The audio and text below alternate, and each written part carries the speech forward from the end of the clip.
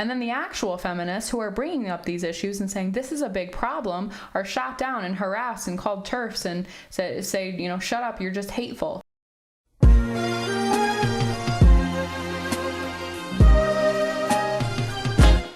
Let's talk about how I think modern day feminism has completely just gone off the rails, lost the plot. If you're new here, I am a former leftist turned conservative. If you're curious about how that happened, check out my video Why I Left the Left. I'll cover this part later on. From my perspective, feminism has been completely corrupted by modern day feminism, by third and fourth wave feminism. Because to me, feminism used to just mean equality between the sexes, equal pay for equal work, that sort of thing.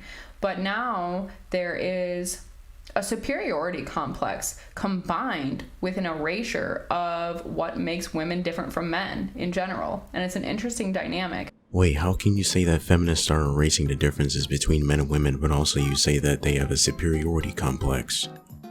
If we're making men and women equal, then there wouldn't be a superiority complex. Also, if you're in favor of gender equality, why should people care so much about the differences between men and women besides the strength differences? Like, there are differences between individual people. Like, come on. Because there's a lot of things that are contradictive about that. And when you rope in gender ideology as well, it really skews things and it makes it really confusing. Ah, yes, the gender ideology. Also, wouldn't saying things like, we need to acknowledge the differences between men and women, isn't that, quote-unquote, gender ideology? And I think there are a lot of people who call themselves feminists who are actually kind of like fighting against women right now. Yeah, like TERFs, because a lot of them argue that a woman has to look a certain way and act in a certain way to be considered a woman. Like how she's assumed to be trans because she's muscular or has big feet or something. Like, for instance, the gender pay gap, that doesn't exist in the way people think it does. It exists. There is a gender pay gap, you know, quote unquote, but it's not due to discrimination or sexism. It's due to the simple differences in interests of men and women. You know, they choose different career fields, which are paid differently. There's a difference in interest, which creates an inequality in pay. Also combine that with the fact that men work longer hours, women take more time off. All of these things are very important to understand within this context. And it always stops right here. And it doesn't go further than that. Like, why do they make different choices? Could it be that different gender expectations are put upon men and women, which is likely for them to make different decisions? Maybe? I also am seeing more and more the push for women to only want to pursue a career as opposed to like get married and have a family. And if you don't want kids, that's fine, that's on you. But I don't think it does a service to any young women to tell them, hey, you have to get a career, you have to only focus on your career. I have yet to see any feminists say this. What feminists are saying is that we should remove the social barriers that prevent women from doing whatever they want to, like having a career. What I do hear, however, is people on your side telling women that they shouldn't have careers, and that they should stay in a home because it is the woman's natural role, even though there's no evidence for that anyway, and that if you do have a career, it's going to make you miserable as a woman. Don't pursue that if you think that's going to give you happiness. You will be a miserable, unmarried 33-year-old woman. Ooh. Let me say that again. You will be a miserable, unmarried 33-year-old woman if you go pursue corporate, like, I'm going to go climb the corporate ladder. Okay, fine. What really matters is, am I able to replicate my values? Can I find someone that I can spend the rest of my life with? Am I going to... Yeah, the woman was like, you can do anything. You can be the president. You can be, girl boss, babe. Holy shit, And then Charlie comes here and he's like, listen, if you try to get a job, you're going to be a corporate ladder. Miserable spinster with dying eggs who no man will want to fertilize, okay? You need to sit at home and learn to suck dick, okay? Because that's what you're good for. More and more women are being told basically to be like men. We're not treating women like men, we're treating them like equals. Equality doesn't mean that we have to be the same. Nobody's making everybody the same. Equality means we should be regarded in the same ways, we should be treated in the same ways, equal amounts of respect and dignity, but we should be acknowledged for our differences as well, and embrace those differences among the sexes. I think it's really important. You can't say that you want men and women to be treated the same, but also you say that we should acknowledge their differences. Don't you think that the belief that women are emotional may lead to people having biases in their heads, which is very likely to lead to them treating women differently? I think a woman who wants a career is a strong woman, just as I think a woman who wants to raise her family is a strong woman. They have very different lifestyles, very different goals, different wants, different needs, but they're still equally valuable. I completely agree with that. I also wanted to kind of go into gender ideology and how that's at conflict with feminism right now, because there's a lot of cases of biological males being held above women. Why can't you guys just say trans women? You don't have to dehumanize them by saying biological males.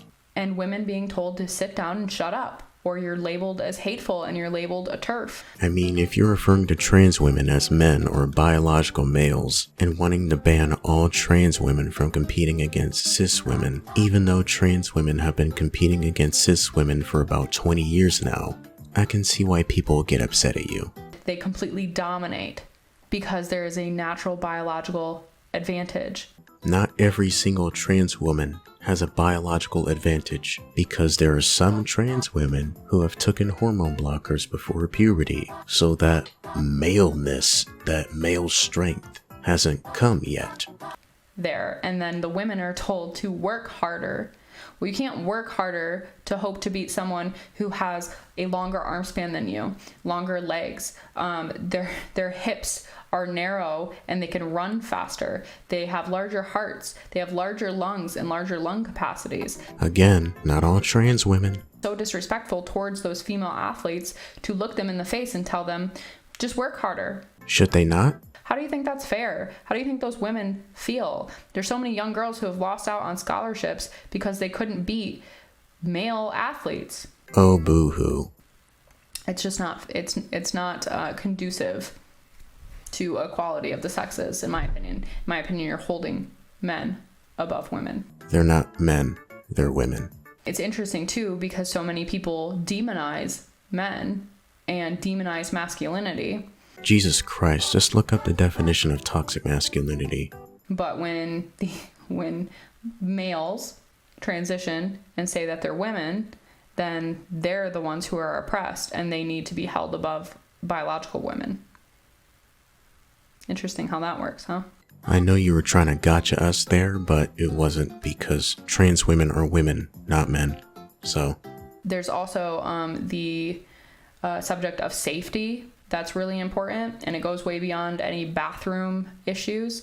There are male prisoners who are saying that they're women and getting put in with female populations, and then they are assaulting them and hurting them. Cis women hurt each other in prison too, so... And if you didn't know, the majority of female prisoners are non-violent offenders, whereas a lot of men are violent offenders. And then these violent offenders are going and saying, I'm a woman, put me in with the women, and they're getting what they want.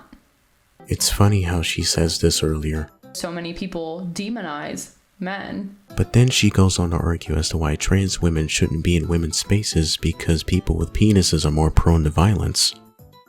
Wow. Actual misandry being displayed here. This is why nobody talks about trans men in men's bathrooms, because we don't think that women can be rapey and predatory and violent. If you're going to make the argument that women don't rape as much, female on male rape cases are not actually taken as seriously and are underreported because of social stigma. In more ways than one. There was an inmate who was male who impregnated 2 women. And I don't care if they claim those encounters were consensual, because in prison you cannot consent. If you are a prisoner, you cannot consent. You can't consent to relations with a guard or another inmate. It's the same. Trans women are more likely to be abused if you put them in men's prisons than if you put them in women's prisons. Do you know what a male prison is like versus a female prison? It's a lot different. That's for sure. It's a lot more violent on the male side, so why wouldn't you want to get out of there in any way you can and just say, hey, I'm a woman, put me in with them? It's not safe for women. It doesn't matter which prison is more violent. Rape already happens in prison anyway, regardless if it's a female or male prison. And there have been several cases of just in regular population of males who identify as women going into female restrooms and assaulting women. And there are so many women who are saying these things, who are bringing these up, who are saying, hey, this is a real problem. It's becoming a real problem. There is no evidence that letting trans women into women's bathrooms increases the likelihood of sexual assault or rape. And it doesn't even matter anyway, because rape and sexual assault are already illegal. And we're still arguing about how people with penises are violent and predatory. And I remember 5 years ago when people were going around about the bathroom issue and saying, oh, you just are making up these things and nothing bad's going to happen. Well, guess what? Predators are predators, and it doesn't really matter. They will take advantage if they see an opening. And you're leaving these doors wide open for women to be hurt. And then the actual feminists who are bringing up these issues and saying this is a big problem are shot down and harassed and called TERFs and say, shut up, you're just hateful. Yes, they are TERFs. They're excluding trans women from women's bathrooms, aren't they? Trans exclusionary radical feminists. Also, not only are TERFs transphobic, but they're also misandrists, because they argue that people with penises are inherently predatory and are a threat to women and are oppressing them. Believe it or not, some TERFs would actually argue that the rape and sexual assault of men by women is okay because men are degenerates who will like it anyway. I also think the abortion issue is a major one that is contributing to women believing that there's no value in motherhood, there's no value in having babies. And instead of encouraging women to see the value in that and to see the value in their children, we're telling them to disregard their children entirely, to act as if the baby that they have created means nothing more than a clump of cells. Literally, who is saying this? It's just a straw man. But a fetus is a parasite, though, scientifically. There's some facts for you. And as somebody who used to be pro-choice and is now pro-life, I just see so many flaws in this way of thinking that I never saw before when I was on the pro-choice side. I mean, even down to, consent to adult relations is not consent to pregnancy. Well, it's a consequence, and consequences aren't inherently negative. But you can't sit here and act as if you don't know how a baby is made. What if the guy took off the condom without telling her and just nuts inside of her?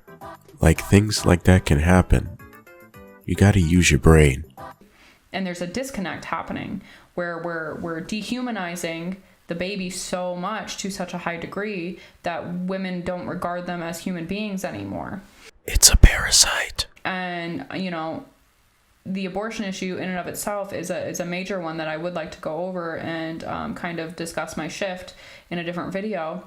But it seems like there's just so many more women who are so readily willing to throw away a child that they created simply because they just don't want to take responsibility.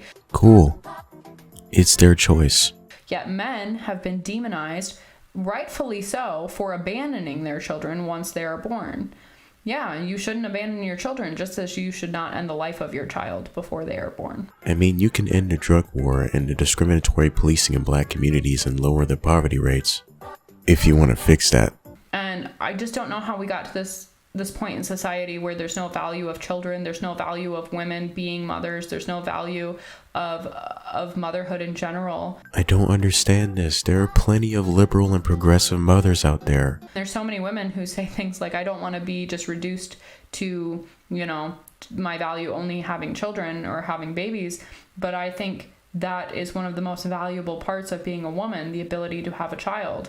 To you it is. I think it's hurt women more than anything, and there's a lot of women who regret their abortions and regret them for years and years. I've gone through some really tough comment sections before of women expressing how they're in their 50s and they got an abortion when they were in their 20s or their 30s, and they think about what that baby would have been every day, and they think about who they would have been, and they're just heartbroken that they made that decision. And I just don't think it should be a ready decision to end the life of your own child simply because of either your own irresponsibility or society brainwashing you that it's not good or that you cannot achieve all that you want to. It's their choice. I think a big part of feminism should be, hey, you know, you might not have had a baby when you were ready to, but you can still achieve whatever you would like. Instead, we're telling women that you can't do whatever you want because of this child.